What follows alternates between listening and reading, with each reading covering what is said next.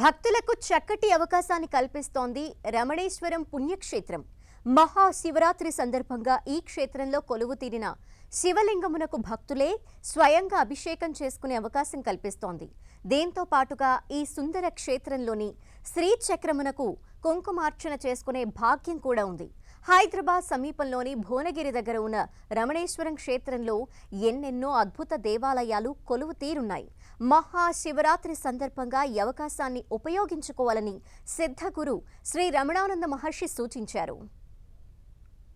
శివరాత్రి నాడు నువ్వు ఏమి చేసినా అది కోటి రెట్ల అధిక ఫలాన్ని ఇస్తుంది అని ఎన్నో శాస్త్రాలు, ఎందరో మహాత్ములు సందేశాన్ని ఇవ్వడం జరిగింది. మరి శివరాత్రి నాడు ప్రధానంగా ఏం చేయాలి అంటే చక్కగా ధ్యానం చేయాలి.